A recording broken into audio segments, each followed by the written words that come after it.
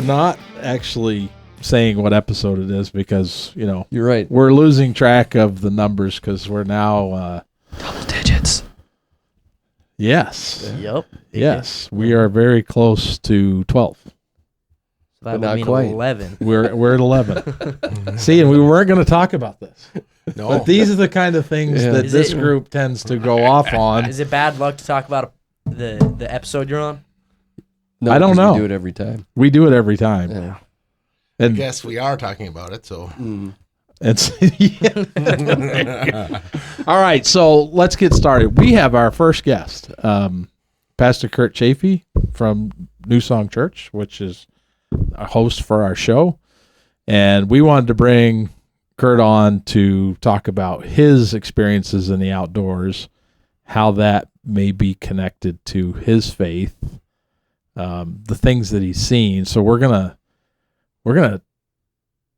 have Kurt pray for us at first to kick us off, and then we're gonna turn it over to him, and then we might bombard him with some questions.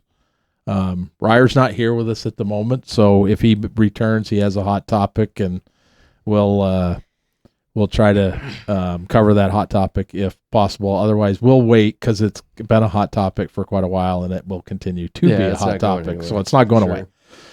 So anyway, Kurt, would you kick us off? Yeah, it's a pleasure to be with you guys and love your show and been listening here and there. And so it's an honor to get to be with you guys and share a little bit. So yeah, let's pray. God, we're so grateful that in any time of our day, we can stop and turn to you and you are available to us. You are loving and gracious and good and abundant in your faithfulness and your gifts. And Lord, we just thank you for this topic as we look at your creation and how beautiful it is and how to steward it well.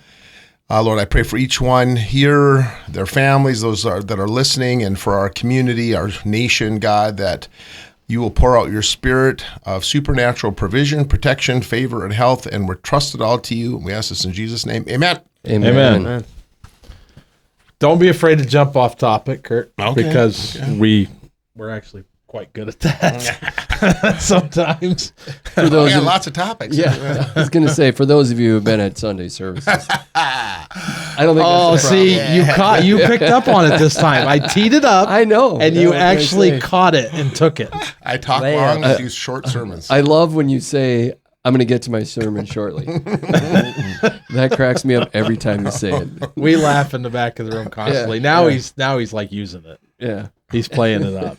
I don't know. I just am trying to keep everybody engaged and on topic. And, it's a challenge nowadays. There's a lot of, intimidation and a lot of passivity. And so there's kind of a narrow path, as the Bible calls it, that we are supposed to navigate and try to love everybody, but at the same time be truthful. That's why the Bible says, love rejoices in the truth. God rejoices in the truth. So we want to celebrate the truth, and yet at the same time have compassion and grace and invite people into this incredible adventure that God created at the beginning that we're all a part of. A lot of people don't, maybe they're not aware that they have a creator, and that's what he wants everyone to know. He wants us to know him and why he created us, and this life is temporary and eternity is forever. So, when you think about all of creation, and I love hunting and fishing because it is such a tangible, even like the flowers and grass and the sun and the moon and everything is just, if we'll take the time to experience it and appreciate it, it always points back to the creator. And so it's a beautiful thing to get to be a part of. And I just want, as you guys do, want everybody to know the one who created it all. Amen. Yes, and we've talked quite a bit about that. And hey, just a plug for New Song. If you haven't come to the Sunday service, come, because one of the cool things that I like about Kurt's messages on Sunday, it's football, it's hunting, it's real. I'm going to say that wrong. It's everyday life things it's that he real connects issues. the gospel Yeah. to. that And goes so back- that's why it's, and trust me, it is extremely entertaining. We get to laugh a lot. That's the goal. Sometimes a little bit. No, I think it is good though. I think that helps engage people. Sometimes My it's wife doesn't agree all the time. stern. Well, I think. Well, let's just say the guys, those of us in the cheap seats and back, we very much are entertained. So. No, it's fun. Well, it's challenging too, right? You know, you do a great job from the issues that our society struggles with. You talked about it, you know, like homosexuality and how do we navigate that as Christians, right? You know, this whole gender changing euphoria, whatever you want to call it.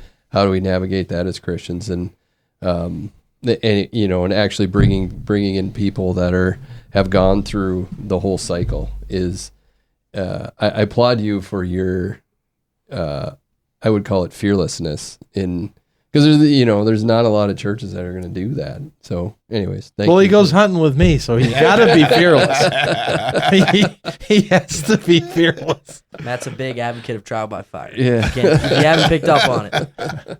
Well, I just walk him 5 miles with a bad knee and a bad ankle, and then threaten to drag him out and not carry him out if he gets hurt. So, but no, let's dive into this. Yeah. What do the outdoors mean to you? What are some of those experiences that you've had, in the outdoors? Have you been hunting your whole life? Has it, I think maybe you've become more active in the last, 7-8 years, Yeah. right? Yeah, And so- kind of reborn, so to speak. That's another, I love the 4 seasons because it's the picture of the gospel. You got the springtime, everything comes to life. You got summer, everything lives. You got fall, everything dies. And then you got winter, everything gets buried. And then spring, everything's born again. It's resurrected. So it's kind of, I think, in our lives, there's a lot of that happens on a day-to-day, week-to-week, month-to-month, season-to-season basis.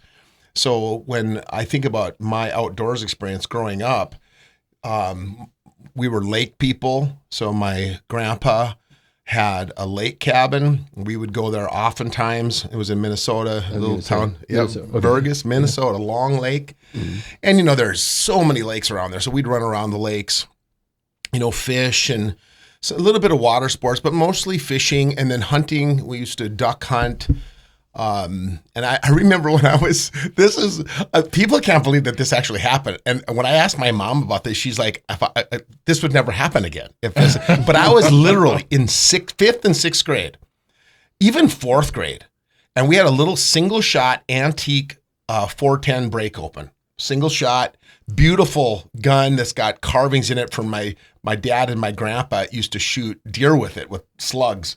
And so, or plugs. And so so my dad, he worked at American Crystal Sugar Company in Crookston, Minnesota, and then in Moorhead, Minnesota. And we lived in Crookston, then we lived in Fargo. But my dad, especially during campaign, so this is during duck hunting season, he would get up and go super early because campaign is 24/7. They're hauling beets.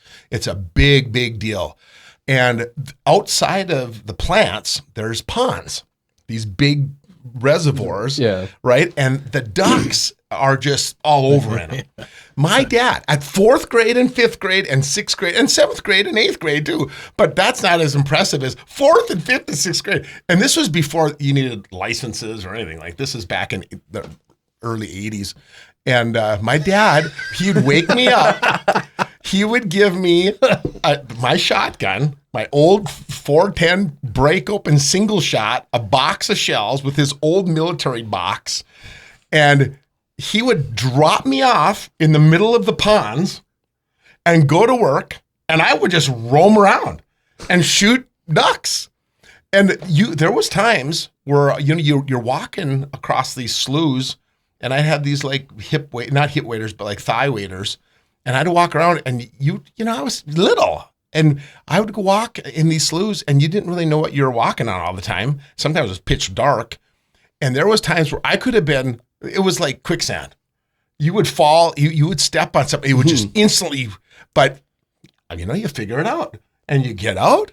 And then my dad would pick me up. How'd it go? Oh, great. I'd have a duck or two, blue-winged teal or something. And I'd go, oh, okay, good. And he'd show me how to breast it and so on and so forth.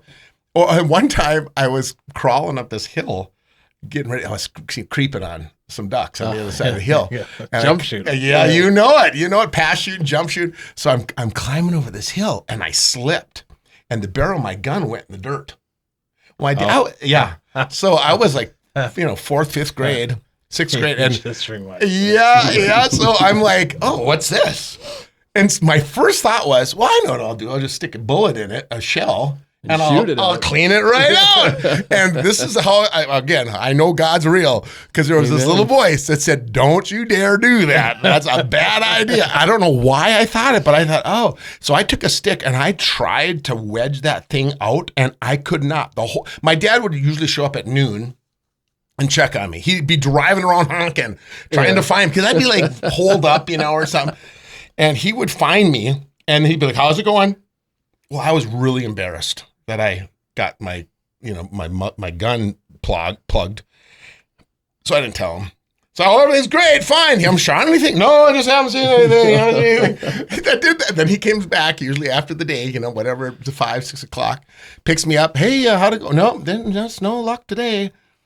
Got back to the house, went in the garage, got the gun cleaning kit, didn't tell him, and I cleaned that sucker up. But there are so many. So that's my upbringing on the water, fishing, sunnies, sunfish. Oh my goodness. We would take a can of corn, the one kernel right on that hook, and we would just hammer them. I don't think there's a limit on sunnies, or back then there wasn't. And we would bring in that you knew of. Yeah, that we knew of. Because there'd be like us, like 7 of us in the little boat. We're all teens or preteens, and we're just reeling them in and slaughtering them. Just bringing, piling them in. And then we get back, scale them and cook them. And Grandma and my mom and the others would fry them up or make patties or all kinds of stuff. And it was so good, that fresh. Mm-hmm. But we also did walleye fishing and caught some northerns and so on. But so I growing up, that was, the outdoors was just so normal to me. Like there wasn't any fear. I mean, I was, 10 years old, walking around by myself in the middle of nowhere from pond to pond with shells and a gun. And I just thought, well, that's what everybody does. Yeah. And now you say, if you were to say, hey, we're going to take your 10-year-old and go drop him out in the middle of some ponds and some shells, and then we'll go check on them 6 hours later, people would probably think you're nuts. Oh, absolutely. Yeah. Because I grew up similarly. Yeah. It was lived on a farm in the middle of nowhere, and if we weren't doing chores, we were doing anything under the sun, trapping, hunting, and we were, I was little. I mean, as soon as I could walk, I was chasing everybody, my brothers and stuff. But speaking of trapping, here's one trapping, because I never grew up with trapping. I always thought it was interesting. We did gopher trapping, like gopher, but it was just more of, it wasn't really serious. You'd trap them and throw them, and it just never really, it was not a big deal. But I remember when I was in college in Thief River Falls, Minnesota, and we would drive through town, just a little teeny town, and they had an elevator, and the doors would be open in the summer, or, and there would be these piles of pelts that were just hundreds and hundreds. I don't even know how many there was. It was probably 8 feet, 9 feet high, just this massive, and we'd drive by that. And I was thinking, what in the world is that? And I just, whatever, didn't really think anything of it. And then I was driving down in Minnesota, out in the middle of nowhere, there's all these back roads. And I'm driving, and here on the side of the road, I see this huge raccoon. I mean, it was probably, 60 pounds. I mean, it was massive, this beast of a raccoon. And my first thought was, I'm going to take this into that town, to Thief River Falls, to the elevator, and bring it to them and see what they say. I don't know. I'm just going to see what they say and see if they want it or if they're going to look at me weird or what. But they had these piles of them. So I pick it up, throw it in the back of my truck, or my So it was truck, it was dead. It was dead. It was dead. It was sleeping. Yeah. So I pick it up. Here, boy. Yeah. I put him on a leash. But I threw it in the back of my truck, drove into town, and I pulled up to that elevator. And I walk in, and it's just this crazy, everything's like running around, and because it was that season, which I didn't know there was such a thing, but I said, hey, I got a big old raccoon. Like, what can I do with him? He goes, what? let me look at it. So he walks over, looks into my trunk. He goes, I'll give him $50. So took it out, gave it to him. He threw it out, walked in. I took my $50. I didn't think I was going to get anything, let alone $50. And back then, that was in 87, 88. I would take $50 right now. I know. Yeah, I that'd didn't be know like there was a 150 now. Yeah. Yeah, exactly. So I'm thinking, but that's really not trapping, but that was my story with watching Hide prices. We used to get 100 to 150 for a fisher cat, and probably averaged $35-40 on raccoons because we ran them with dogs and trapped and all that stuff. And so, I mean, we get like $2.50 for a muskrat, and beavers were, depending on how big they were, so yeah, that was just, I mean, that's what I ran a trap line before I went to school. Yeah, Before I started school. You guys know Tim Zander. Yeah. So he's one of the chaplains for the Bobcats and the Larks and stuff. His dad used to trap, and he was telling me stories about how they had these barrels, and they put bark and stuff in it, and then they would tumble it. Yeah. And they had really fine shavings, and then they would tumble it and dry it, and he'd sew where, if there was holes, and how they'd catch them. They'd have these pathways or whatever where the beavers would go. Runs, yeah. And he was telling me all about it, and I'm like, man, I never knew anything about that. But they made a ton of money, but it was a lot of work. Yeah. Yep. So Matt, where did you guys take your first? It wasn't the elevators. There was a fur buyer that came through. Okay. So back then, furs were a big deal, right? You had a lot of people trapping. We'd run into people all the time. We were running hounds for raccoons. And if I remember right, the guy's name was Bud Pushy. And he would come through. And because we always had a big haul of hides, he would come to our house. Mm. So normally he'd set up in town. Okay. Right. And people would come, he'd tell people when he was going to be around, and people would bring all their hides. But we usually had enough. He'd come to our house. Yeah, because the elevator buy our makes hides. sense. Because you have a bunch of farmers, probably with corn and wheat and whatever. It's not a big deal for them to see raccoons and whatever. They're more outdoor folks anyway. So that's pretty cool. That was interesting. But what about now? You kind of started talking about this evolution or rebirth into the hunting. Yep. So then I got out, got into college. I still goose hunt. I mean, I've kind of goose, pheasant, ducks, deer, and really with yourself and Ryer, turkey. Turkey's my favorite. I love telling the story about reaping turkeys and their heads are white and they're beating each other, and calling them in. You hear them come running around. But yeah, so then in college, and then after college, I kind of got out of it for a couple years, and then it kind of came back. And it depends on who you're hanging out with. Like, I personally, I have guns, but I don't have decoys I guess I had some duck decoys, my dad's.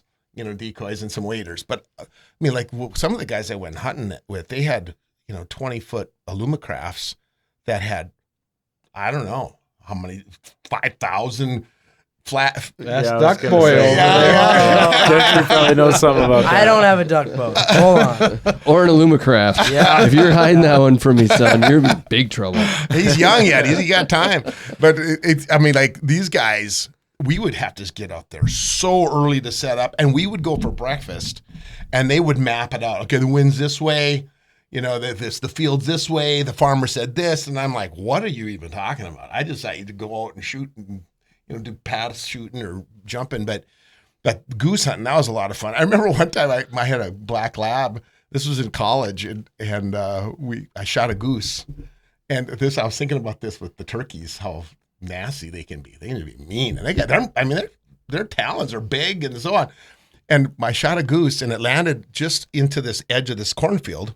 And I told my dog, her name was Abby, I said, go fetch. And she takes off running, and all of a sudden that goose sticks his head out of the cornfield. And my dog just hits the tracks. So just hit full stop. And the goose is like a dragon. Puts his wings up and his head and just starts, and my dog looked at me like, what is that? And I said, Abby, go get her. And she would not. She just sat there like, no way. I'm not going to. So we had to go wring its neck. But But that was quite the experience with the goose and the turkeys. Same thing.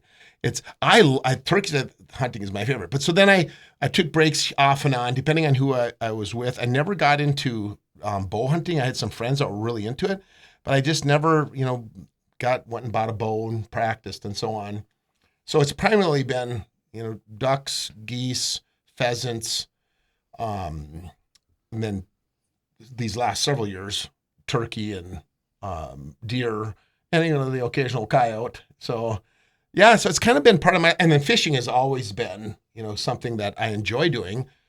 But when my parents and my grandparents died and they sold their lake cabin, that changed because we had a place to go. So now it's not near as prevalent as it used to be. But it's in my blood. I love the outdoors, hunting, fishing, all of it that goes along with it. And for me personally, when it comes to nature, there's a book out there called Sacred Pathways, if anybody wants a really good book.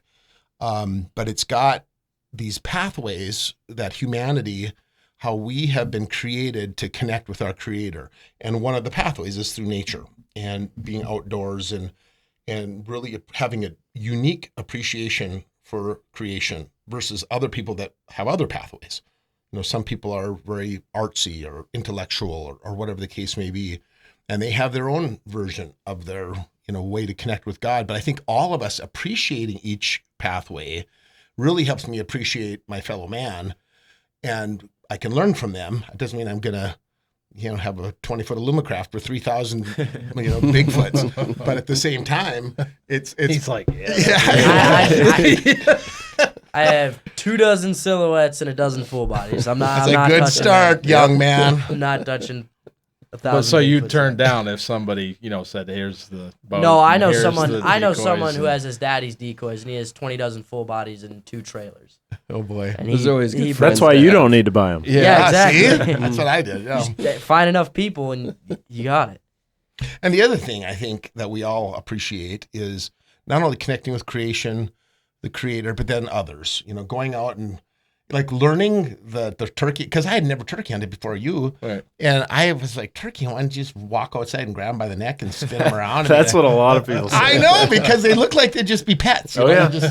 And I have buddies who will be like, oh, you're a turkey hunter? Come to my house. And they're all over my backyard. I'm like, that's not how it works, But the difference between calling in versus reaping, and I love telling those stories, especially the reaping, because it's so intense, And there's just a lot of the intensity, adrenaline rush that comes with it, and then sharing it with others when you're there. Like when somebody shoots their deer, and it's like, oh, you got a heart shot, man. It's like high five, or what? It's just a lot of excitement, a lot of fun, and great memories, and good eating.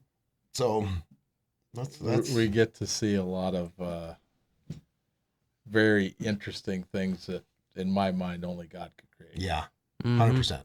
The Okay. sunrises, those sunsets, and I don't know if we talked about it on the show or not, but the first time we ever went turkey hunting, we're driving to our spot, and I told you, I said, please don't be offended, but you're about to step into my church. Yeah.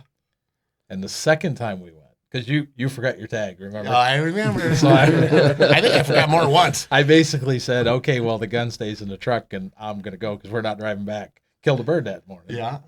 And but the next time we went, remember it was flooded, and we had to walk Oh, along yeah. the bluff. Yeah. And you stopped. And I turned around, and I'm like, what are you doing? And you go, I get it. Yeah. And I'm like, you get what? And you're like, all of this. Yeah. Right? Because Yeah. the spring, I really do enjoy the spring mornings because of all the birds. Turkeys are obviously gobbling. Pheasants are crowing. Songbirds are singing. Oh, yeah. The noise sometimes can be Ryer's- deafening. Ryer's favorite is bald eagle, right? Yep. Oh, yeah. Bald the eagle. screech or the whatever. The little chirp. chirps. Yeah. Yeah. Right? Because normally when you hear that on TV, you're listening. I think you said it on one of the shows. Yeah, it's red-tailed usually hawk. red tails. They do that long, drawn out screech. Yeah. And they show a video clip of a bald eagle. And it's not. Yeah. But that's not the sound they make. So I'm probably a terrible person to watch some of that stuff with, because I'm just like, that's not the sound that thing makes. Do you know how many You're times? wrong. You know how many times his mother has been like, will you just not ruin it? Yeah. Because they'll show something, I'll be like, that's not right. That's wrong. That's not a mule deer. That's an elk. Yeah. You know, or something like that, or a sound. But anyway. Well, wildlife biologist in the house kind Yeah. of corrupts everyone. You know, the other thing I love about hunting and fishing, like the preparation that goes into it. There's so many biblical parallels when you think about what it takes to go fishing or to go hunting. The preparation that goes into it is oftentimes from somebody that's on the outside or just an observer. They just think it magically happens. You know, you just show up and get in the boat and. It's like, no, there's a lot you got to get the shells and you got to get this. And then I also love the smell of gunpowder. On March 8th, we're doing a shooting, a guys outing at Personal Defense Center with Nick Couture down there. And just for guys, it's on a Sunday, March 8th, after church. You could bring your own lunch. And he's got all the guns. And you can bring your own gun and your own ammo, but if you don't, he has guns, and then he's going to have ammo at cost. But I love the smell of gunpowder. I just think I don't know. Who doesn't? Exactly. I agree. I love that stuff. Isn't it true? Yeah. It's so unique. Especially that first shot in the fall, you know, when usually you're shooting a shotgun, right? And that first round is like, oh man. I know. That's And the great. sound. Yeah. I mean, and the kick. I mean, there's an anticipation. You know, and then if you miss, then you're like, what did I do? How could I miss that? Yeah. There's so many facets to hunting and fishing and the outdoors that often get overlooked unless you really ponder it and appreciate it and kind of, internalize what it is. It's because there's so many layers to it and so much more to it than let's go shoot a bird, or let's go catch fish and have some sustenance, Yeah. I like the pathways thing you mentioned. I'll have to look into that book. I just saw a verse this week that I had read the chapter, but I think it's Luke 15. I had never actually caught this one part. And it's a little bit different depending on the version, as are, most of them. But what I initially saw was it says like Jesus would retreat to the wilderness to pray. He would often retreat to the wilderness to pray. I think when I looked it up, it was like deserted places was the language that they used. But it's just, granted, he probably wasn't going out and shooting deer or whatever. And we know that he obviously had, was akin to fishermen. He hung out with them a lot. And it's just cool. I wonder if he used a slingshot. Maybe. Because you look at the Old Testament, David was a master. Right. Slinger. The line of David. Yeah. But yeah, so just to think that, spending time, as much as, the faith and everything in Jesus' teaching is about community, like there's tidbits in there where it's like there is value in going and being alone and spending time in the wilderness, and that was one of the pathways that Jesus used, So absolutely, you'd like that book. I think anybody. I'll give you a copy. I buy stacks of them and give them away as people are kind of looking at their own life, going, "What are my pathways? Why do I like this so much? Where does that come from?" It's like, well, that's from God. But a lot of times people don't connect the dots on that because they just think it's, passion or, I'm habit or whatever. But yeah. So I think I have extra copies. I'll get you. Sure. I have a question for you. Really along 1995. Along those $21.95 along those lines, because I've had this conversation with a couple people that they're just like, when I come to church, I just don't feel it. And I think that's in my opinion, I think that's a ditch that is dangerous to be in. And it's just like, I only connect God when I'm hunting or fishing or whatever it might be. What would you say if I came to you and was like, yeah, just church ain't for me? There's a lot of variables to that because it depends on the person and their upbringing and so on and so forth. But this is what you often hear is, I'd rather be out in creation thinking about God than sitting in church thinking about creation. Or another way to say it is, I'd rather be out hunting and fishing thinking about God than in church thinking about hunting and fishing. And I think I've heard that one before. Oh yeah. And I think it's a cop out. I think it's and don't get me wrong, I think most people's intentions are good when they say something like that. I think when it comes to I like to put it like this.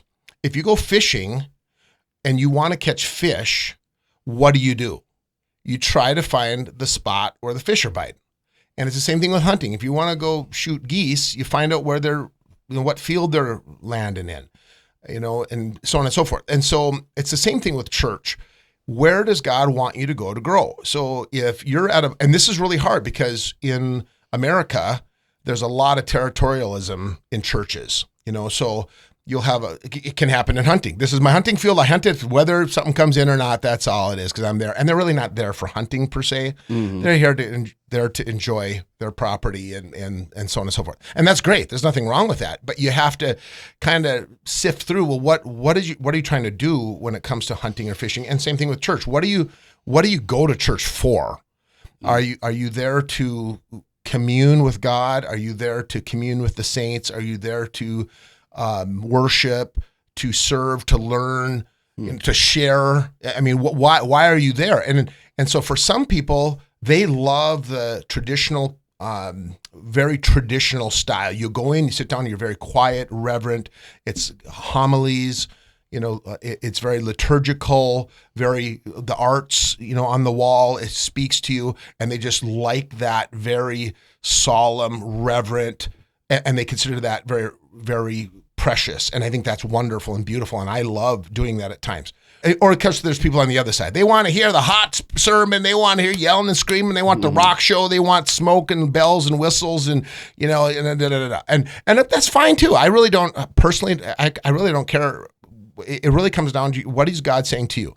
I think for those who enjoy the traditional setting, I think they would do themselves a favor to not get stuck in that. And I would say that about the people who aren't traditional, because there's a lot of history and I love going to Israel because the history is so rich. I mean, you don't get any richer in archaeology and history than going to Israel. So, but do I want to live there? No.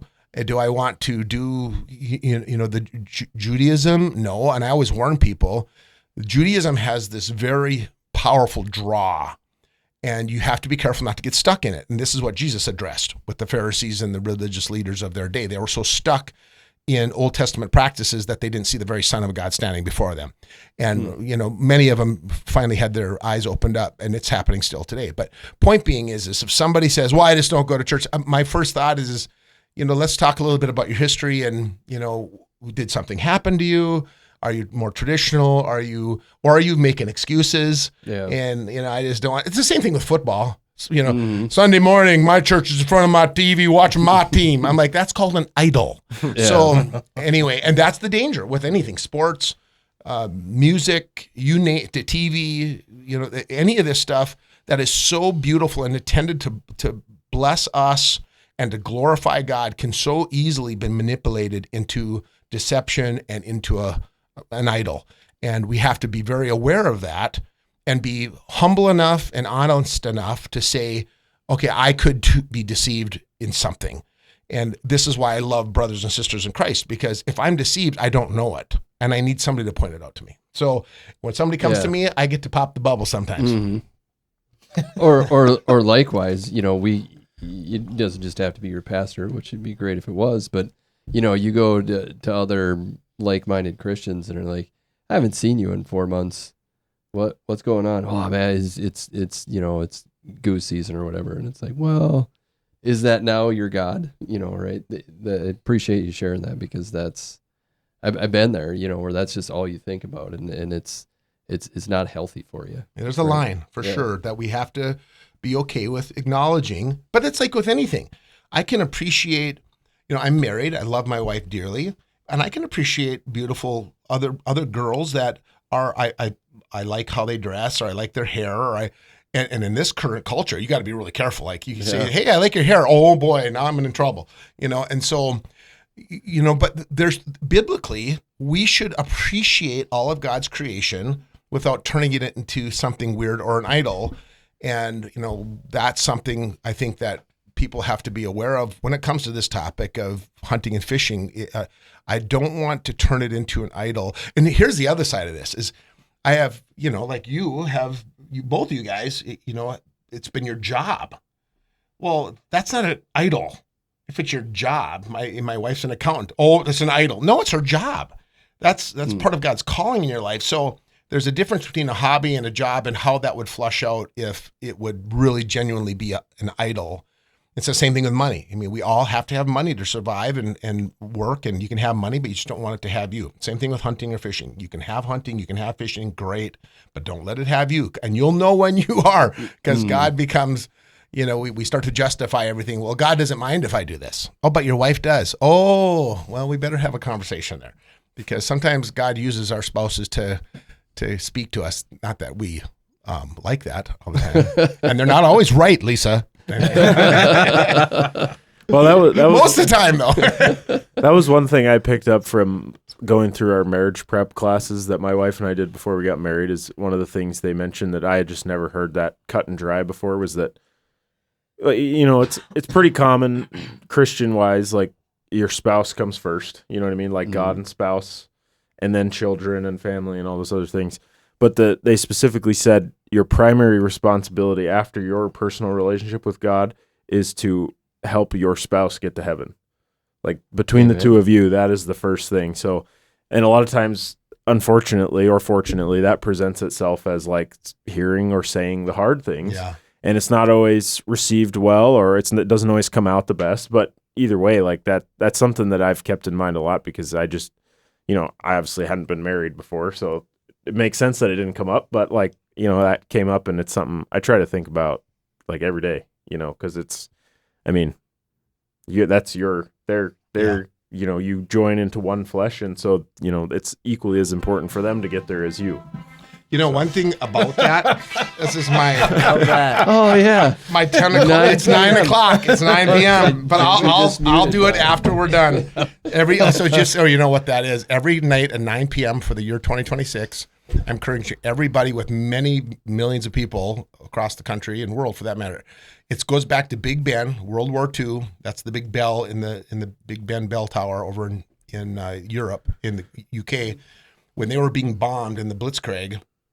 They all decided, and it wasn't just the British people, but all the leaders. The same with American. From 9 to 9:01, they stopped. The bell would ring, and for 1 minute they would pray, and they did that until the war was over.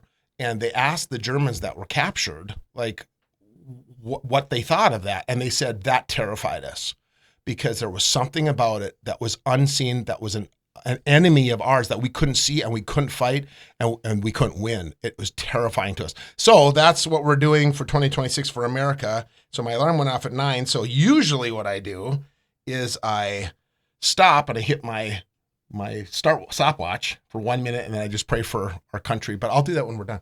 But going back to what you were saying with, our founding fathers, and I love history. So our founding fathers, the way that they prioritized life was God, country, and family. And the reason they did that was because if you lose your country, you have nowhere to raise your family in a free country like the U.S. And so and I totally get that. I mean, if you look at what's going on in our country, as Islam and these other ideologies or Marxism are trying to creep in and to destroy the nuclear family and the fabric of society so that you can build a nuclear family, it's very, very dangerous. And so that's why they put it the way they put it, is God, then country, because that's what we have to protect so we can raise our families freely. So anyway. Gentry, Yeah. did I wake you up? No, I was thinking, Matt. I was really like thinking about what he said. And anyways, what do you want? What do you want? True 16-year-old. Do you have any questions? Well, my question was gonna be, how did hunting impact your early life? But he already explained that. Yes. So I'm kind of at a loss right now. He plugged a shotgun, and his dad used to turn him loose and let him drop me off. And they did. It wasn't even.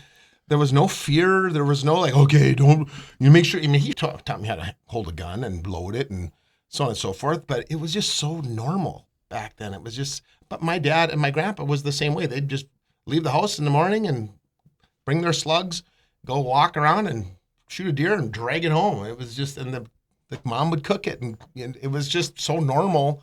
So that's kind of how. But I tell you, these last several years, with deer hunting and turkey hunting, those two have been so fun and so, reinvigorating. Even though I do have bad knees, I got a replaced knee. They replaced one of my knees. And then I just heard today that they come up with some new compound they can inject in there. I'm like, well, that doesn't help you. I already got the new knee. Anyway, but it's still not 100%. So I do need people to help carry my quarters out. Just If you're feeling generous and really want to help a pastor, there you go. next time he shoots a deer, he'll call you. That's right. Come and help the poor No, pastor. so the rule is that when he does, because it's not a question of if he's going to kill deer. It's just when, and it's usually the first day and then the first few hours. It's pretty cool. It's usually pretty fast. But he's always saying, let me help you pack it out. And I just look at him because of the way his knees been. And I'm like, no, I'll carry it out. And he's like, no, I'll help. And I'm like, no, I'm going to carry it out because if you go down carrying the deer, now I got to get you out of here as well. And I'm not sure I could throw you over my shoulder and carry you out, so I'll put a rope around your neck and drag you. I am preparing for deer hunting. I have PT in there. They're giving me all these exercises and weights and stuff so hopefully I'll be ready. Yeah, if you stop playing hockey, you probably will. Well, yeah, that's a whole nother issue. I thought of another question. How was your first time hunting with Matt? How did that transpire? Well, I think we just were talking. We just started talking about hunting and stuff, and you'd never been turkey hunting. Yeah. And so you're like, I'd like to go. And I'm like, well, apply for a tag. And Yeah. Speaking of, is we'll it put you on the time? bird. Yes. It is. I need to get after it. But yes, that's how it started. And our very first experience, he forgot his tag. Yeah. Happens to the best of us. Hey, it's It better to does. do it the first time because then you're like, well, you said Novice. earlier you did it again, so maybe this I isn't. think I did it once for deer, but I think we went and got it. I was We gonna went and say. drove over and Oh, got okay. it. I was gonna say if you do it the first time, then you got it out of the way. You should never do it And again. then Matt knows every time to ask if I had it. That's what I was just going to say. I He gets to my house and I go, or whatever, and I'm like, you got your tag? I saved one of my buddies this past season. I think it was actually the day he shot his first bird, but he had never gone either.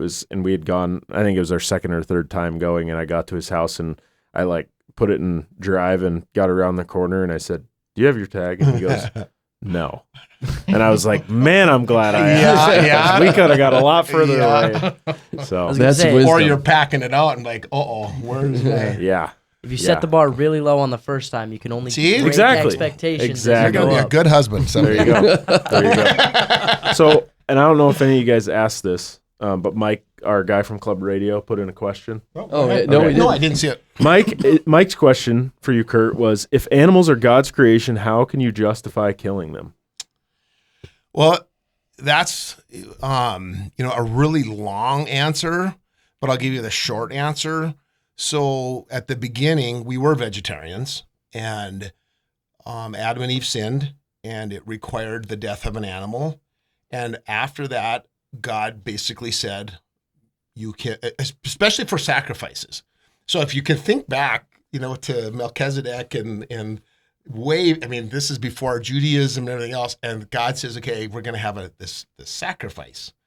So you guys all know what it's like when you put that beef or whatever on the grill and the smell, like it just makes your mouth water. Imagine the first time, not a dead carcass laying somewhere, but this animal that you're like, oh, he wants me to put it on fire.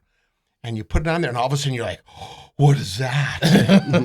I think there's several layers to it. I think, the easy one is provision, right? For sustenance. I think, talking about conservation, we have been entrusted to care for the animal population. They're not humans. That's just people want to pretend they are. Amen. They're not humans. They aren't going to conserve themselves. So it's our job. And part of that is prophetic to eternity, where God is raising up humans to prepare for eternity in ruling and reigning with him, which we don't know exactly what that means, but we can see glimpses of it on earth to care for the planet. Matter of fact, in the book of Revelation, one of the things that God is disgusted with is those who are destroying the planet.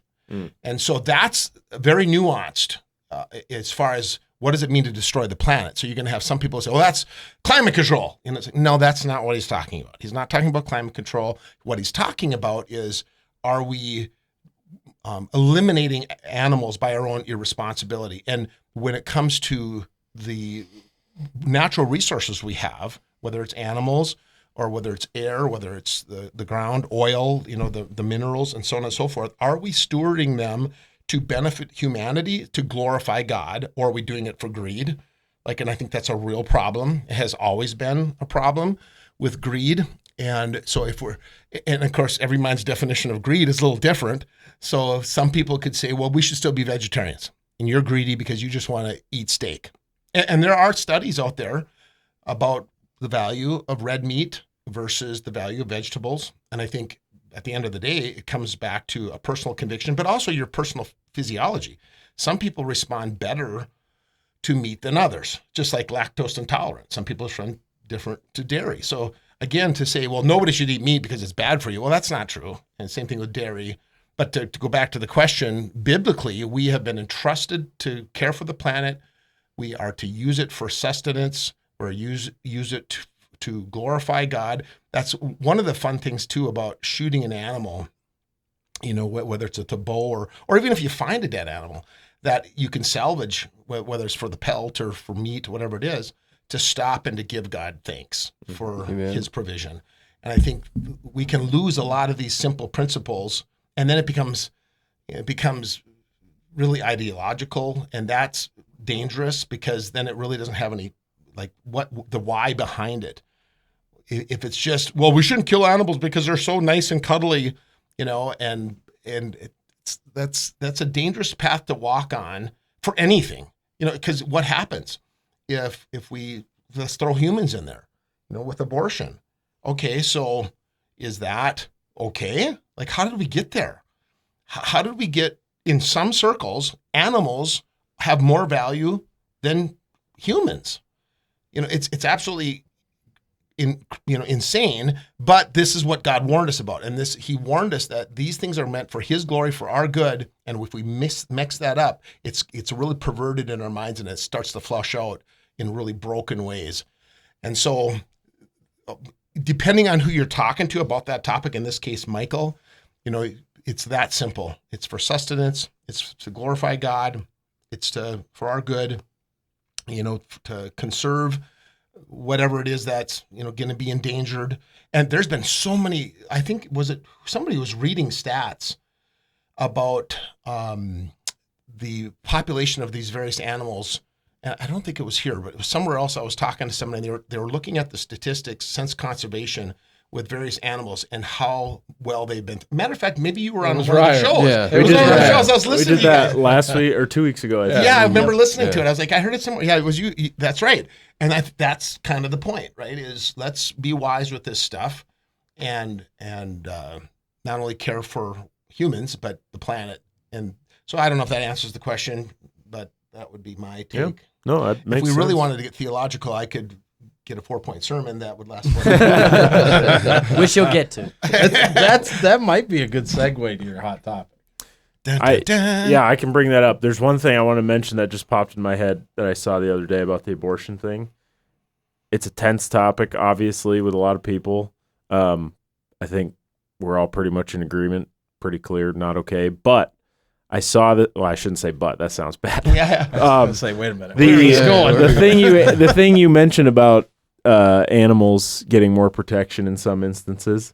I saw a thing the other day about there's a very significant fine. I think it's a felony as well to damage an eagle's nest with eggs in it. Oh yeah. So it's clearly illegal. Yeah. Major punishment, but yet there's a lot of places where you can do that to a person. No big deal. Yeah. So I don't care who you are. If you look at that, I mean, that's got to raise some questions. You could actually get fined if there's a goose builds a nest on your dock and you knock the. Well, there you go. Stop. Even Yeah. goose. Who cares about a goose besides Gentry? And that's still. But that just goes to prove I only care it's about a spiritual geese battle because intellectually, rationally, it doesn't make any sense. Right. If you just compare apples to apples, it just doesn't make any sense Right. how we're functioning in this topic. But that's why we pray. That's why we vote, for good candidates, and then we stand for life. And when it comes to, geese or ducks or whatever, we just want to treat it with reverence and appreciate it.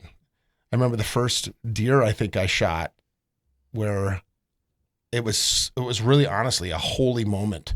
And I have buddies who live in Alaska, and they were telling me about when they hunt, it's more ritualistic there than what we've experienced, probably maybe. But when they hunt and shoot their animal, it turns into a little mini service. Sure. So they stop, everybody gets around, they hold hands, they pray, they kneel. I mean, it's a really very solemn, because it reminds them of the death of Christ. This animal laid its life down for us, for our sustenance. And so it's this very holy little ceremony they do when they shoot an elk or they shoot a moose or deer or whatever. And so just listening to them share about it, that's way different than I've ever, experienced. Well, yeah, I mean, there's so much of that culture. I feel like it's a lot closer to doing it for like necessary survival. We've obviously down here have gotten, most of the population's gotten away from that because we've got more supermarkets and it's less remote. Yeah, right. All that kind of stuff. But anyway, going back to what he brought up. So we can get opinions on this. There is, may not have time. There's an island. There's an island off the. This is going to come out a little late. Meat Eater put out an article about this a couple days ago. But there's an island like 25 miles off the coast of California, I think it is, called Catalina Island, and they have an invasive population of mule deer that were originally introduced. I don't remember the year. 1923. There you go. I know he's been there. He's got it down. He's been there. So, He but is 1923, they introduced these deer for hunting, and people to hunt for sport meat, whatever they wanted to do on the island. Since then, the population's grown. I think they estimate it's somewhere between 800 and 2,000 now. They've had hunting open to California residents. I don't know exactly when that started, if it was like hunting tags right away or if that came later on. But now they have a plan that just got put in place from like the Catalina Island Conservancy. They brought it to the state government, and then the Fish and Wildlife Department signed off on it. They are going in and exterminating. Well, they haven't started yet. Over the next couple of years, they're sending in sharpshooters, is what they call them, to exterminate all of the mule deer through the use of bait and thermals, drones. They're actually talking about collaring some of the, tranquilizing some of the deer that they find in town, because a lot of them come into town to escape, the hunters. Mm-hmm. They're talking about tranquilizing the deer, wrapping a collar around their neck, and then using them as this, I think they use the word sentry to It's a Judas go deer. back to the other deer. Yeah, essentially go back to the other deer and then help them find where the deer are congregating, because the island's like 50,000 acres, I think, or 55,000 acres. About 55,000. So anyway, and the worst, possibly the worst part of this is the fact that they are planning, other than in the cities or I think they said visible areas, they're planning on leaving the carcasses to rot where they fall.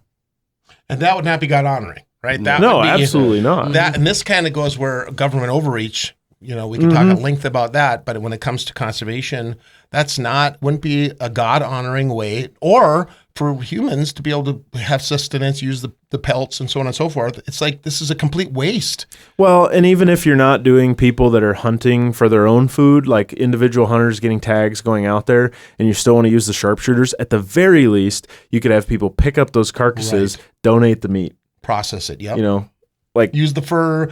Absolutely. I mean, they're using tax dollars to pay these people to go out. I think they said it's $200 and $400 per deer. That's what this company that's doing the extermination has done in the past. But since they're including drones and radio collars and helicopters, the only thing they can't do is they can't shoot from anything airborne. Yeah.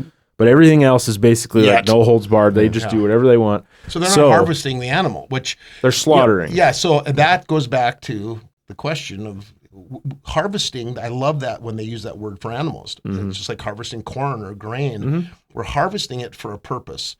And when they do something like that, I don't think God's, appreciative of that type of a setup. That sounds a lot to me like that whole Revelation destroying the earth. Yeah. You're going around shooting stuff, leaving it lie. And understandably, like we talked about a couple weeks ago with the caribou on St. Matthew Island and stuff, these deer are causing a lot of problems. They're getting out of hand. There's according to what the Conservancy is saying, Let's just get Matt going. They're killing. Let's just let him go. They're taking down the vegetation because they're overpopulated. They're in turn are said to be damaging the small mammalian species and other species on the island, which is very possible. I mean, we talked about that before and how that happens. However, they have taken I think in 2023, I think it was, they had resident hunting. They took the tag limit down to, I think, 1/5 of what it was, because they had relatively low success rates. I think it was like 40%. They had like 1,000 tags and like had around, on average, like 350, 400 people killing a deer. They knocked the tag allocation down to 200 instead of 1,000. And they limited the tags to only Catalina Island residents. And why did they do this? Do you know why? That's the question. I think ultimately, I mean, you would think, being a nature conservancy, that they would be like, oh, we don't want to kill deer, because apparently it's pretty like kind of anti-hunting. The group is. It's not the Nature Conservancy. Just No, right. Not the Nature Conservancy, the Catalina Island Conservancy. They are. I mean, you would assume that they are against hunting, Kind of like PETA. but then they do something. They support something like this. They bring Yeah, something like this to the government. So I mean, So, I've been on Catalina Island, September 2024, to talk about this exact issue. The reason why they say they have 800 to whatever the number was, 2,000 deer, is because they don't know how many deer they have. yeah, it's a Okay, big they've range. been doing spotlight counts. You cannot estimate a deer population with a spotlight count. All you can do is determine whether your population is growing or declining. They also have buffalo on Catalina Island. Oh, yeah. They So- didn't mention that in the article. Yeah, I know. So they don't have a lot of buffalo, and the bulls have been castrated, so there should be no reproduction. The Conservancy owns 80% of the island. It's a private entity. So it'd be like managing, you had a ranch that was 40-something thousand acres and you're going to manage it. Okay. However, typically you don't get to do what you want to do, right? You still have to abide by state and federal laws when it comes to wildlife. Most of the hunting that has been done out there has been through a guide service. And no offense to the guide, but guess what he's trying to get his clients on? Bucks. Yeah. Bucks. How do you manage deer population or reduce the deer population? Does. You kill does. Yep. And so we had a similar situation when I was in Missouri with an affluent neighborhood that had a very, very high deer population. They had about 250 deer per square mile, which is insane. Jeez. And they had fences around all their ornamental shrubs and all that stuff. And they brought in an outfit, I believe it was from Texas, to sharpshoot out of helicopters and kill the deer. Well, they did this for a couple of years. Well, it was costing a great deal of money to do this and really not having a significant impact on the population. So they finally were convinced to actually allow people to come in and archery hunt. And they had a huge impact. But what they did was you have to kill a doe before you can shoot a buck. Yep. So you have to harvest a doe, check it in, and then you get a buck. then you can kill a buck, right? Well, guess what? The bucks are only important for, a month and a half out of the year, let's say. The rest of the time, we don't even care about them, to be honest with you, for the most part, because we care about the does because that's how we're going to end up with more deer, especially here in North Dakota. Yeah. And so it's just the whole thing. The premise of it is the Conservancy wants to restore all of the native habitat, all of the native herbaceous species back to the island, to its original state. The deer are non-native to the island. If you recall years ago, you saw people going to California to shoot goats, feral goats. Yep. Well, that was a big part of it. So they eradicated the goats, and then now they want to eradicate the deer or completely remove the deer because they want to completely restore the habitat there, which is going to take eons to do. Now, I'm going to say this and I'm going to shut up. What they're doing to me is not management. they're wasting a resource. If the state of California, the laws allow them to eradicate the deer, okay, because that's a law. But don't leave them animals lay. Yeah. Well, there's actually state law. I don't remember the code number or whatever, but there's California state law that is like against wasting animals. One waste. Yeah. Yeah. So that's there. There's a couple other things too that I'll just skim through really quick. The other issue I have is the fact that they're using sharpshooters instead of hunters. They're paying for this service when they actually could be making money on it for conservation, because they said the hunting season they had in the past was a failure because it was less than that 40% success rate. But an Instagram comment that I found when I was looking into this is pretty interesting. This guy says he hunted Catalina in 2021, so I believe that was before they limited the tag numbers and slimmed it down to just Catalina residents. He said there's a crazy amount of hoops you have to jump through. For example, you have to pay $100 for the Conservancy's PLM tag. You have to show proof of $100,000 of personal liability insurance coverage. They restrict parts of the island and the time of day that the hunters are permitted to pursue game. You have to tell them which zone, and you can only hunt in that zone. Weapons are prohibited in the Conservancy campgrounds and lodging.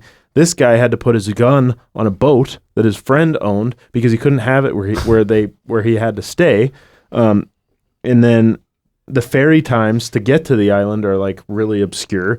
And then lastly, oh yeah, I already mentioned that they cut it down to 200 tags to only Catalina residents. So you take a hunt that is supposedly a failure, but if you look at the reasons for it, it's a disastrous. Like, of course, it's going to be a failure. It's you know what I mean? They had that success rate. Yeah, exactly. There was that. Many That's largely probably because of the outfitter. Yeah, you know what I mean. We saw one deer when we were there, and we traveled around the island. We saw one live deer while we were there, and a few tracks. Nothing that would indicate, the population density that they're suggesting. Right. Well, and they say that they mostly congregate in the one city on the island, which that's where you were, and you're not seeing deer. I mean, it's kind of. Oh yeah, and so every business that you go in, I think, is it Avalon? Yeah, Avalon, beautiful, beautiful. If you think of like an Italian seaside village or Portugal, where it just climbs up the mountains and it looks like the houses are actually sitting on top of each other. Yeah, that's what I have pictures on my phone. That's what it looks like. It's beautiful. People are awesome, but every one of the businesses don't kill our deer. And so we were wearing hats that had a logo on it with a deer, and everybody was asking if we were going to kill all their deer. And we were actually there saying, no, we're actually going to try to help, at least provide some suggestion about how to balance this out. But they honestly didn't really want to listen. And if you look at both sides of this coin, on one side, you got waste that is not God honoring. Yep. And then on the other side, it's an idol. Don't touch the deer. So you've got this kind of schizophrenic way of dealing with an issue that both don't honor God. Because if, like you said, all these rules to not be able to shoot the sacred deer, but we're going to let them rot. it's coming from the same group. Yeah, exactly. That's the schizophrenia of a group that doesn't understand honoring God and honoring His creation. And it goes on both sides. It always spills out that way. That's how. Whenever whenever God says do something this way, and then it doesn't happen that way, it always ends up being pretty obvious, a mess. There's some very influential people that have homes on that island, and so I guess what I'd say is I'm not sure that will come to fruition completely. Well, I hope not. And even if they do it, I would hope that they would give the opportunity to taxpayers first. And what they're going to tell you is the island is very difficult to hunt because of the terrain, and no question, that's stopped hunters before on the coast. On the coastline, it is. It's some people that's like pretty abrupt, salivating. Oh, it's tougher. That makes I've been looking for this. That would make me want to go there more. Kind of eliminate those who don't want the tough hunt, and okay, more for me. But the pictures that they had showing, like we saw a slideshow, and one of the photographs was of a hunter with an entire deer, not so hide on, not quartered. Probably not gutted. I don't remember if it was gutted or not. I kind of think it wasn't gutted. Now these muleys are smaller in stature. Yeah, they than are island deer. Yep. Yeah, and so he's going he's on his hands and knees going up, obviously very steep slope, right? And it's kind of like, I said to the person that we were meeting, I'm like, who would do that? Yeah. Right? I mean, you're going to cut your weight in half. Just a At quarter. least. And quarter it. And then we had a conversation too about, well, if you shot a deer down in there, how are you going to ever get it out? And I'm like, well, I'd quarter it and I'd walk right down that drainage and I could see one of your roads coming around the corner right there. We're going to go quarter half a mile with meat on our back downhill. Yes, it's rocky and it's, so on and so forth, but it wouldn't necessarily be that bad a pack out. Because is there any like natural predation on this island? No. So there's nothing to say you couldn't just leave a deer carcass sit overnight and go back for the other half of it. There's a fox on the Oh. island. I can't remember. It's a very unique, and they're very, very small. Mhm. They're not going to kill a deer. They're scavenge, yeah. Yeah, they might maybe kill a fawn, Mm. when it's first born or something like that, but most of those aren't going to allow that to happen. Yeah. But if the carcass was laying there, it'd Yeah. probably- Yeah, they'll feed on it, but I mean, when you're talking about these little tiny foxes, And potentially 1,000 carcasses laying around. Yeah. It's going to take them. The things will be rotted into the dirt before they get to all of them. Yeah. yeah, I mean, Then you're gonna have a problem with foxes. Yeah, right. the responsible thing to do would be do direct counts or thermal counts from air and actually get an idea of what your actual population is. And because, all right, if these deer, I guarantee you what happened, and we talked about this, is that once the hunting pressure starts to begin, those deer know where those sanctuaries are. Probably go into town, into the non-hunting spaces, right? Yeah. And it's not like you're going to shoot a rifle in Avalon. I mean, the houses are very close together. And I mean, they're not like touching, but there's vegetation in between. It's beautiful. There's vegetation. I mean, there could have been deer laying all over in town and we wouldn't have known it just because of the way it is. But it's just, I'm going to shut up because I held my temper very well there. There you go. Great job. We're all proud of you.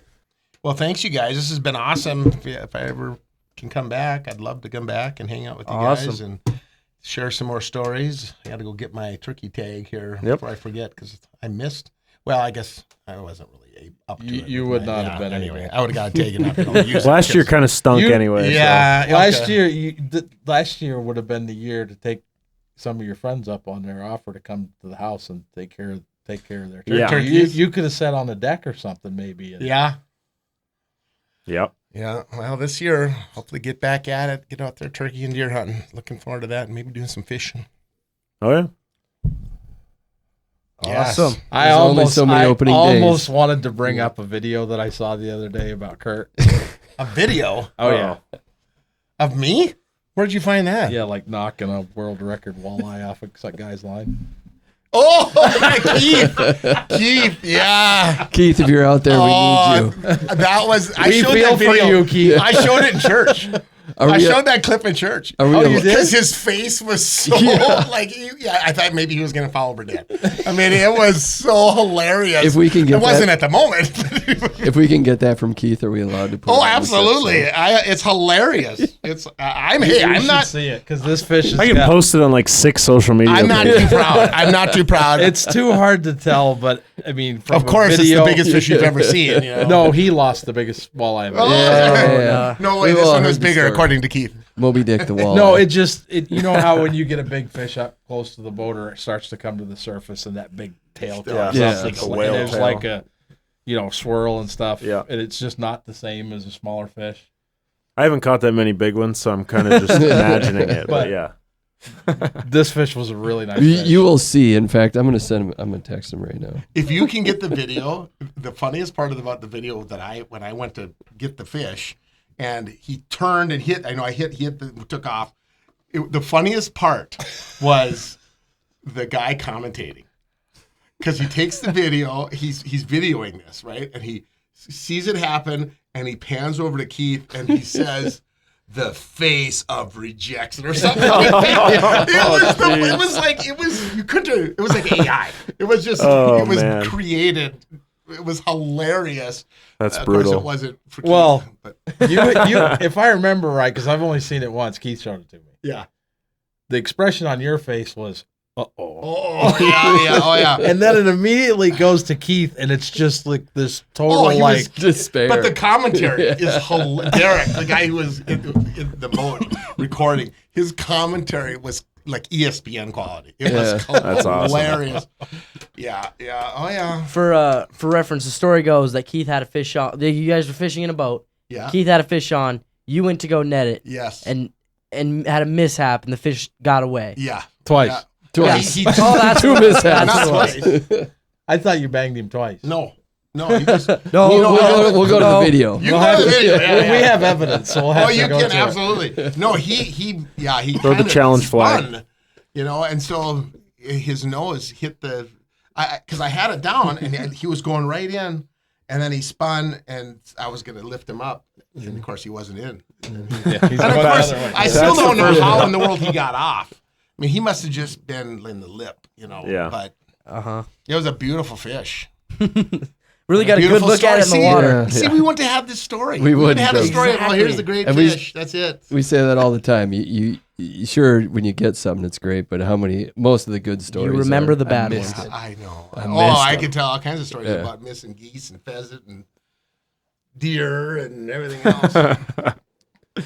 There's been quite a few on this already. Yeah. It's and that's part of the fun is it is a hunt. Yeah. Mhm. It's not you walk out and anybody can do it. It really has some thought and so yeah, I think it's a wonderful part of God's creation. So I'll leave you all with that. God bless you guys. Thank you. See you around. Thank you. Thanks for All right. coming. Well, All right. Gentry, do we got a fact of the week lined up? We got one housekeeping thing to take care of before that. Uh-oh. Housekeeping. It's a big week in Nashville, so I heard, for a certain federation. National Wild Turkey Festival. Yes. Oh. Yes. Big convention in Nashville, right? Sports show and The convention. sports yeah. show. Ryer's been there. A couple times. I assume you've been there. Yes. Yeah, Yes. Like 7 or 8 times. yeah, I would assume. Well, It is very cool. Yes. It is an amazing. If you're fans of outdoor celebs, mhm. Of what? outdoor Celebrities. Oh, celebrities. Yeah. Oh, okay. he used Then- celebs for slang. Yeah. Yeah, see, I'm trying to be hip. All right, I got you. I thought you said. Oh, that's probably slips, not even like a thing anymore. where I keep a boat. Celebs. All right. Anyway, keep going. Sorry. It's a really cool place to go, right? Because you can go hang out with, Cuz Strickland and Toxie Hayes and Drew Rees were there, right? Yeah, I met Mark, right? He's the Yeah. older one, the dad with Yep. the glasses. I met Mark. He's probably No, met all that's these Terry. people. No, Terry's the one with the white hair. I'm talking about Mark. He's got the glasses. Oh like yeah, the yeah, kind of yeah, the yeah. main Okay, dude. yeah. Mark. What show or Drury Drury Outdoors. Outdoors. I think I've heard of it. Wow. Dude, the collective wow. Anyway, we're just From gonna that pass side of the right room. on by that. We haven't had the outdoor channel. The Hunting We Public do guys need were those. there the last time I was there, but I missed them, which was unfortunate. Mike Waddell, T-Bone, Okay, I know who Nick those people are. Munt. Yeah. Trying to think who else. The Woodhaven guys, Mike Pentecost. Yep. Shout out to Mike. He's awesome. Started Woodhaven. I'm trying to think. There was more. There's a lot. Like Basically, long story short, basically any famous Anybody YouTuber, content creator, video, podcast, outdoors guy. Anybody or on the girl. east side of the country. Yeah. The west side, those guys are a little more like SHOT Show type. They'll go to the stuff in Reno and Yeah. whatnot. Or the Expo yeah, is a big one. Yeah, Um, in Utah. But yeah, so anybody East Coast, and then you get occasionally some of those Mhm. Western faces. Like I think Lee and Tiffany show up to that one out east. Jana and Waller was there. Jana was there. Yeah, I feel like there was even more that I can't even remember. But yeah, there's like, I don't know, is it over 1,000 vendor booths?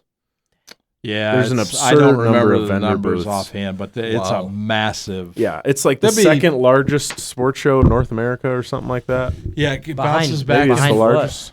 I think the Expo. Oh, that makes sense. Yeah, there'll be, I don't know, like 60,000 people there. Is it I think they were is it over like a 80 ticket? last year. Like, do you have to get like a? Yeah, I You think it's just- like 35 Yeah. bucks. Yeah, you like pay at the door That's what I thought. if you want to. But yeah,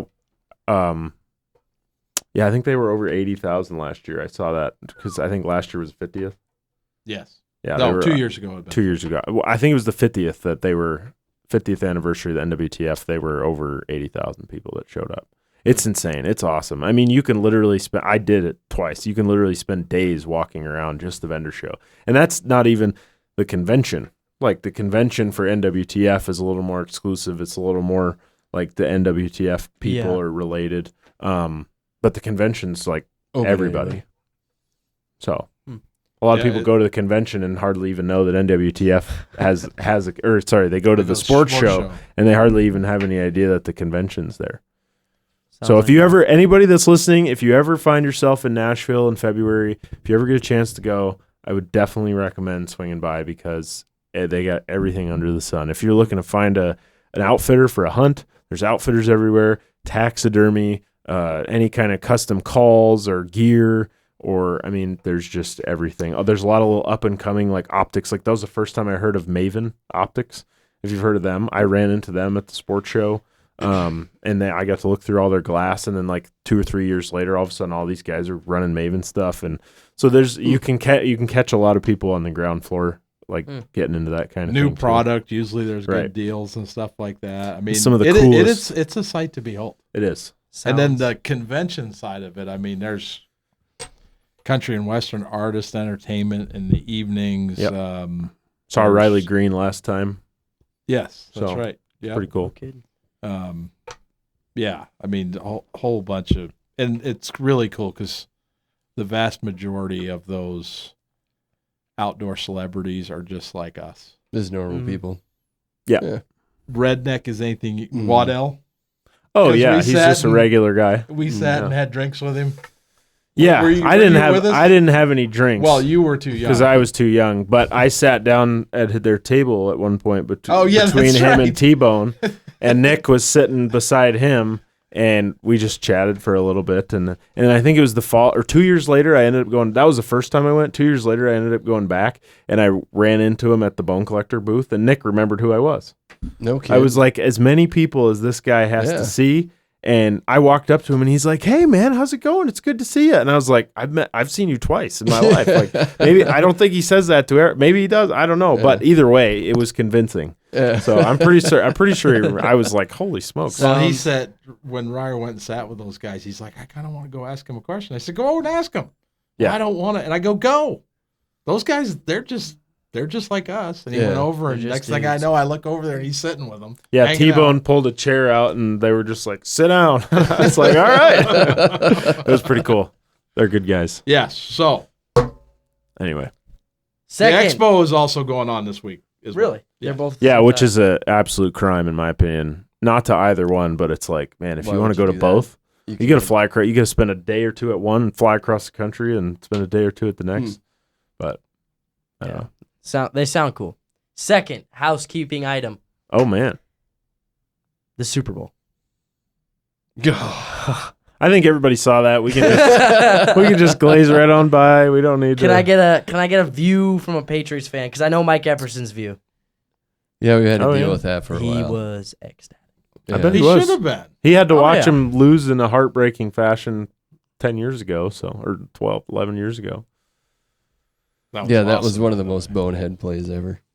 My Why wouldn't you just Whoever run it? made that decision. Yeah, I was mean a that's bad one. hindsight's 2020. But my analysis of the Super Bowl is simply defense played a heck of a game. yeah, amazing. On both sides. As a Pats fan, can't really say anything bad about it. I hope they pay Christian Gonzalez whatever the heck he Yeah. asked for, That because guy he was sucked. incredible. He's amazing. yeah, And the offense was dumpster fire. yeah. I think the lights were a little too bright. They just had, I mean, it all comes, like I was a lineman when I played, so I always say this, but it all comes down to the offensive line. Yeah. They just weren't there. I mean, Drake could have played better. He missed some open throws that were wide open, all that stuff. But to me, you can't, everything else falls apart if you don't have the line. Agreed. Defense, you can get away with it a little bit more, but offense, it's like, man, if you don't have, I mean, there was a quote from one of the defensive linemen or outside linebackers from the Seahawks that I saw today. I don't remember who it was, but he said the Pats offensive linemen had a tell. So whenever they were passing, we instantly knew. And they asked, what was the tell? And he was talking about Will Campbell, the left tackle, the rookie. He's like 22 years old. He said every time it was a pass play, he would get set up and just start shaking. And I was like, I would probably do the same thing in his shoes, but like that sucks, you know. I mean, I'm going to get my quarterback killed. They had 30 first-year players on a 53-man roster, and they were the highest number of first-year players to ever make it to the Super Bowl. So I'm not really shocked, but it was a bummer to watch. Our goal was that no one expected the Patriots to be there this year. No. Which I think is a win in Our thing itself. was they make the playoffs. Oh yeah. And That was impressive in and of itself. Especially, and then they end up in the Super Bowl, Yeah. and it's like, did we want them to win? Absolutely, because they're the underdog. I love being the underdog. I want to be the underdog because people will, like their expectations are low, and you can sometimes hurt. But you play Stress is low. Incredible But team, right? But it's what they do with this loss as a team that will define them. Whether it's Drake May or Will Campbell or who it is, if they handle this and learn from it, trust me, there could be another dynasty. Oh, I could easily hold that. Oh yeah, if they can hold that team together, if they can manage their salary cap and draft phenomenal well, coach. Yeah, they have 11 draft picks next year, potentially 12. So, I mean, they're situated pretty good. They definitely have one of the better front offices of all the teams. So all right, disappointed but not unhappy. Oh yeah, and not I think surprised. I'd say it was not surprised. Obviously, it's hard to look at a Super Bowl loss and say it's unsuccessful, but for the Pats to be in the Super Bowl at all, I'd say it was a success. Well, it was within 12 points and deep into the third quarter, right? Yeah, I mean, the only thing I wish they would have proved some more people wrong, and that they would have kept the game close, because everybody was like, they have no business being here. The real Super Bowl was the NFC Championship. I was like, that's kind of a bummer, although it might be true. I hope they prove them wrong and make it a good game. They did not. Then it was at the first half. The first half was, it was a good defensive game, but it was a good game. But yeah, I mean, they proved everybody right in that regard, which it is what it is. But anyway. All right, waited long enough. It's fact of the week time. I'll get this wrong. He already knows it's a trivia question. All right, so I'm trying to figure out how to word this in a way that it makes sense. Oh, this should be Oh, fun. yeah. So we can complain about the question. Love what it. percentage of hunters admit to missing a deer on opening day? Oh. Admit, though. That's the operative. Exactly. Actually admit. Exact. Well, I assume they did surveys, so that's why I say admit. Is this I assume that's specific to opening day? Specific to opening day. How many hunters say nationwide? I missed nationwide. And is it deer hunting or all hunting? It's deer hunting. Deer hunting. And it's a percentage. I think I've missed a pheasant on opening day about every year. But yes, it's a percentage. You're guessing the percentage. You've only missed a pheasant on opening day. No, I'd say probably every pheasant opener, I've missed a pheasant on opening day. You've never missed a deer on opening day? No. I don't think I've shot at a deer on opening day. I haven't. I haven't either. All right, who wants to guess first? I'll go first. Okay. I'm going to say 31%. Okay. 25. I'm going to go with the bonehead. I'm going to go 10. You're probably right. You all were way off. 78%. What? Wow, we have some honest and humble people. That's a beautiful thing. It surprised me. I suppose most of the eastern states, the deer populations are through the roof, right? I don't understand what that would have to do with hunter accuracy. Well, if you're no, he's talking about opportunity. Yeah. Because I think we just said it in this room. We've all been hunting for, I don't know, combined with just the three of us, a combined 30 years of hunting, and I've never taken a shot at opening day. Not that I didn't, I would have. I just Yeah, not to hasn't say been a that he thing. didn't go hunting. He just Yeah. Are you doing the math? No, I'm trying to Oh, figure okay. out if I ever killed. I have killed a deer too on opening day. Yeah, no, that big your first mule deer buck was an opening day deer.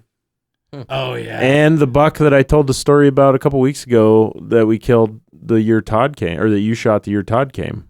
That was Oh, that yeah. was the second Yeah. week. no, that was I That was- thought that was opening. I'm pretty day. sure that was opening because the blizzard. The Or am I thinking of it? No, the blizzard was not opening. Oh, okay, never Are mind. you It sure? was the Never second mind. week. I take That was it back. The second week. I'm wrong. Well, I guess I'm wrong too. I've never shot at a deer on opening day. You've passed deer on opening day.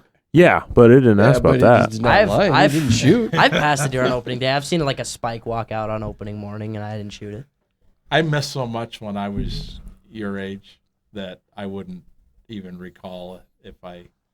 He would say yes no matter what day of the season you mentioned.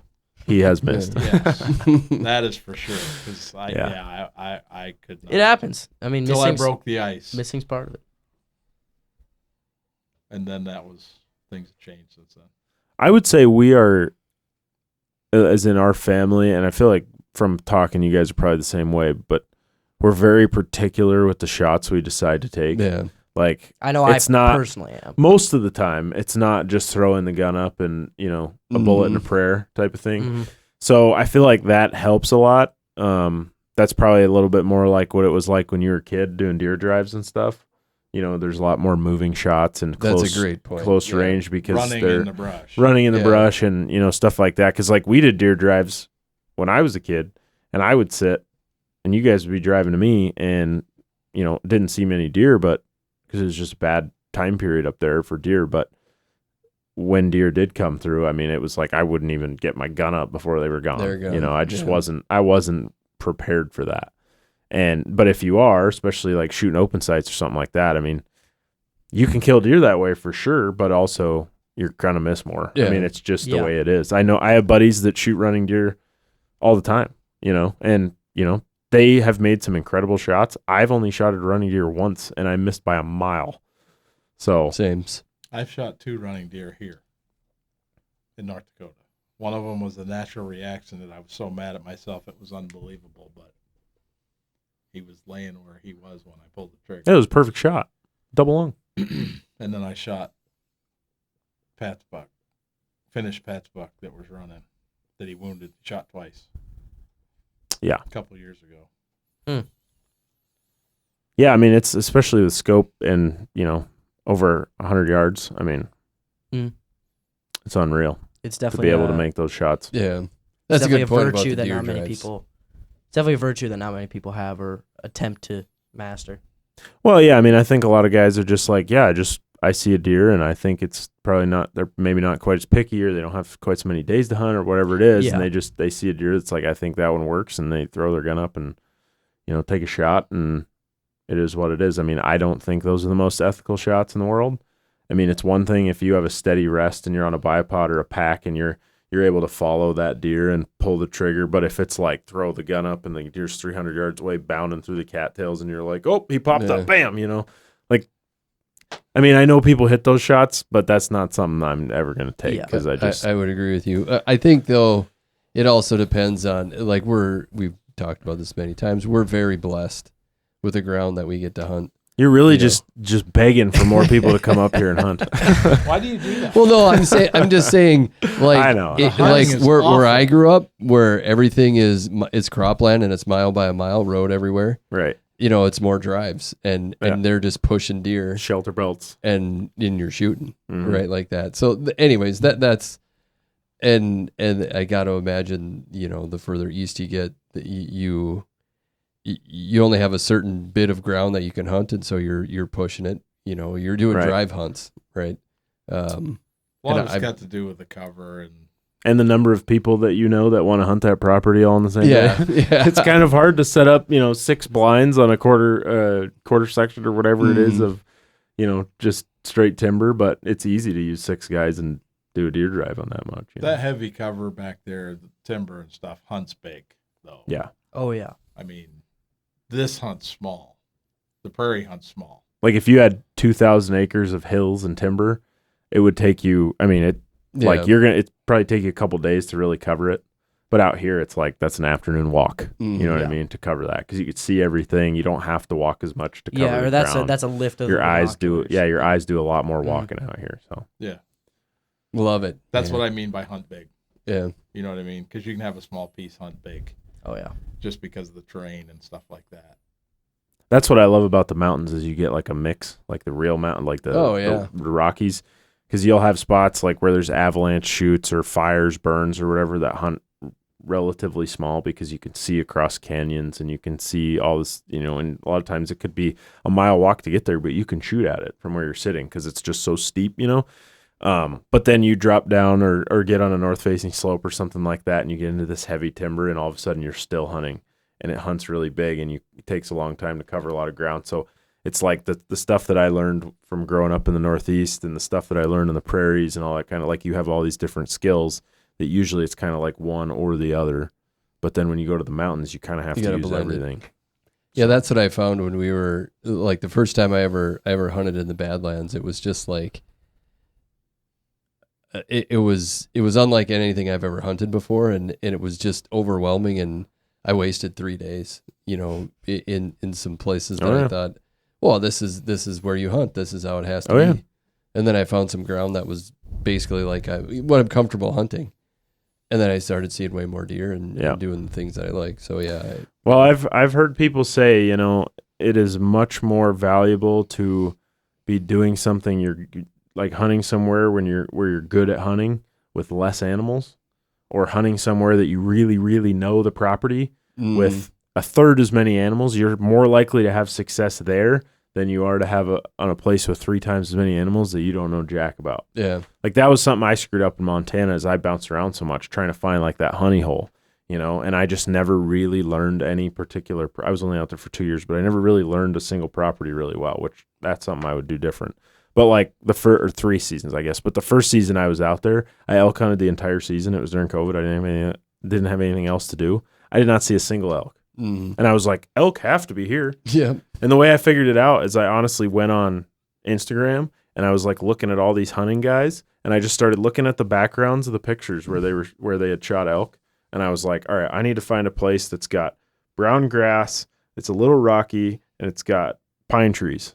And so then I started going on imagery and looking for places with sparse pines and brown grass that looked a little rocky. The first day I went out after I started doing that, I found elk.